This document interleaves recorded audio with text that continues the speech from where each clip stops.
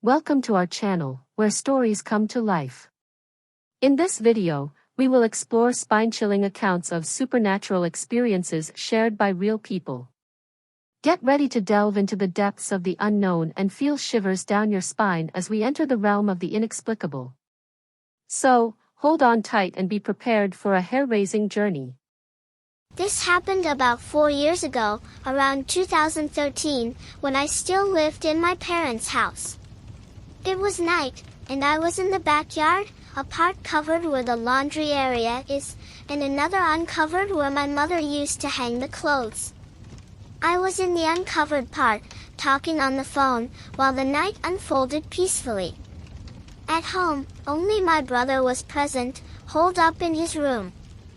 Although I had experienced various inexplicable situations in that house, at that moment I did not feel afraid, and everything seemed normal. However, the call started to fail, and still, I kept trying until the call dropped. As I turned to go inside, I came across a terrifying sight. On the roof, in the covered part of the backyard, I saw a colossal creature with bright red eyes, shining like headlights. It was a completely unusual figure, resembling a huge bat or a gargoyle.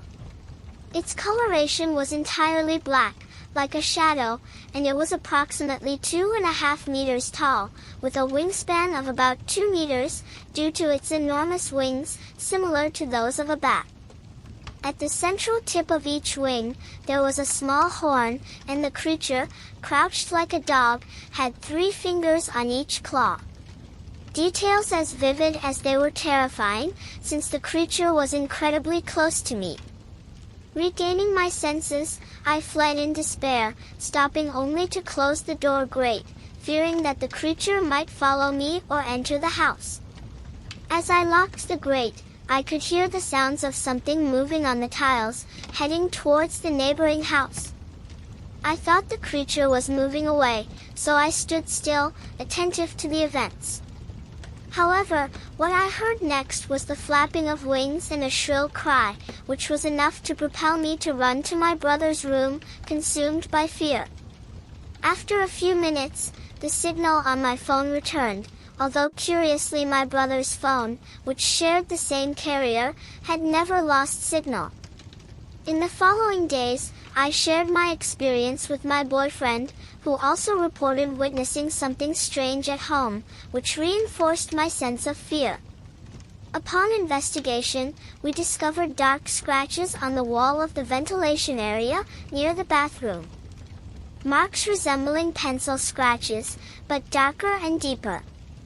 Although I was scared by the discovery, I chose not to comment on the scratches with anyone else, as my life was already full of supernatural reports, and the story of the creature already seemed surreal enough.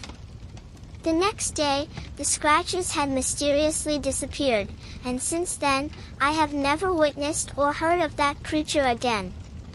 Although I was unaware of the legend of the Mothman at the time, I recently watched a program that recounted similar supernatural experiences, which made me reflect on the possibility of my experience being somehow connected to that legend. However, the true nature of that creature will remain a mystery forever, and I will never know for sure what was on the roof of my house that night. In the interior of Rio Grande do Sul, about 50 or 60 years ago, an intriguing case occurred in the regions known as Faxina, Pimenta, and Canagalo, whose boundaries were somewhat blurred at the time. On these rural roads, where motor vehicles rarely passed, the main means of transportation for local residents was horseback. Few people left the region because trips to the city were long and often difficult due to the scarcity of paved roads. The few moments of leisure and socialization for farm and ranch workers took place in a local bar, where they could drink, chat, and stay up to date on the news. One Sunday afternoon, in this place, some men gathered for a drink and a game of cards. Among them, 2 individuals stood out. One was known for his alleged courage, but also for his tendency to exaggerate the stories he told. The other, on the other hand, was more reserved, avoiding talking about himself, but known for his romantic adventures. Despite their differences, the 2 were friends. However, during the conversation, the first of the two men began to recount a series of ghost stories, exaggerating more and more in his narratives. When mentioning an encounter with a werewolf, he compared himself to St. George facing the dragon, which resulted in laughter from those present and in the abrupt departure of the storyteller, visibly annoyed. The other friend, Conquieto, saw an opportunity to play a prank on the first one. He decided to scare him on the road near an old gate, which was considered haunted. While Gavila followed the road, Conquieto would cut through the woods and surprise him by hiding on the gate's crossbar, taking off his hat when he approached. However, the prank ended tragically when Conquieto was found dead in the bushes, stabbed in the back while preparing to scare his friend. The episode left everyone present shocked and speculating about the identity of the killer. The gate, where the incident occurred, remains to this day as a somber symbol in the region, left open as a reminder of a tragic and mysterious event. The story serves as a reminder of the dangers of playing with fear and the price paid for underestimating the forces of the unknown. The account I'm about to tell occurred between the years 1986 and 1989. My relatives lived in a remote area near a small town in the countryside, located in southern Brazil. It was an isolated place, surrounded by pastures and dense woods, with few neighbors for kilometers around. My uncle, who has since passed away, owned a modest bar in the region, where local residents gathered to socialize and relax. During that time, rumors began circulating about a mysterious creature, described as a large figure with a human body and an animal head, allegedly attacking animals and even people. Some claimed to have been victims of attacks, while others said they had lost animals to this strange entity. My aunt, a practical and skeptical woman, used to ignore these rumors, focusing on taking care of her children and daily chores. However, her disbelief was challenged one dark night. She was returning home with one of her children on an almost empty bus after nightfall. The vehicle was following its usual route when, in an isolated part of the road, something large emerged from the bushes and collided violently with the right side of the bus before retreating back into the darkness of the vegetation. The impact caused the driver to momentarily lose control, slamming on the brakes and nearly veering into a ditch. Fortunately, no one was injured, but the incident left all passengers stunned and apprehensive. The visibly irritated driver got off the bus to inspect the damage and seek help. As they waited in the darkness, a strange grunt echoed through the night, unsettling the bus occupants. Fear began to spread when a second, even stronger impact hit the same side of the vehicle. In panic, the passengers huddled near the conductor, praying and crying as they tried to understand what was happening. Suddenly, the bus began to shake violently, as if being grabbed and shaken by invisible hands.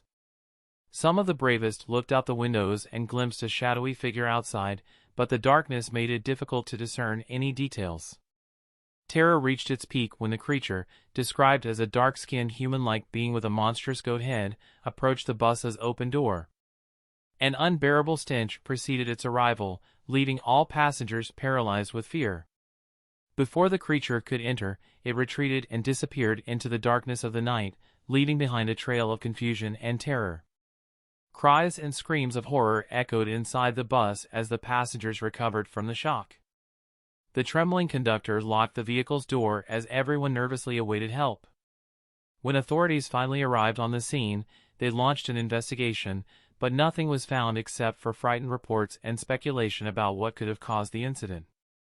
Over time, the story of the mysterious creature became a local legend, lingering in the memory of those who witnessed that night of horror. The mystery remained unsolved, leaving an air of unease in the community for years to come. I'm going to share a true story that happened to me after leaving work. Even today, I shiver when I recall it. I leave work around 6:30 p.m. and it takes me about 10 minutes to reach the pedestrian bridge over the Presidente Dutra Highway, in Jardim Satellite. On a particularly cold and rainy day, as I walked towards the pedestrian bridge, I noticed a guy standing right in the middle of the path. I looked around, to the sides and behind me, but there was no one else there to cross with me. This caused me great fear, as there are usually people around there. Upon noticing the guy, I immediately stopped, overcome with fear. I prayed and asked for God's protection at that moment, as a bad feeling came over me. I decided to cross the pedestrian bridge anyway. Looking ahead, I saw a woman approaching pushing a baby stroller, with the child protected under an umbrella. I thanked God for this encounter, as I felt less vulnerable with another person there.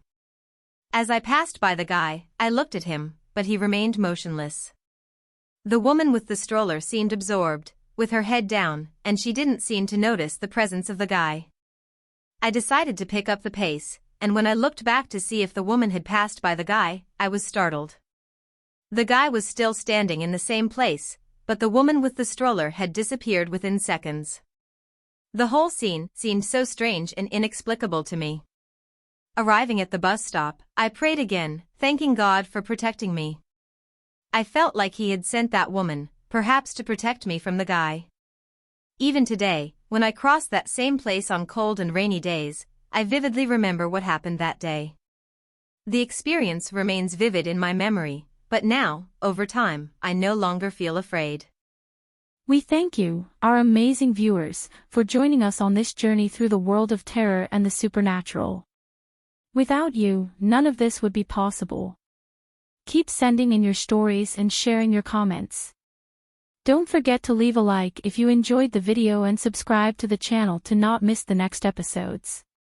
Until next time, may your dreams be free of nightmares.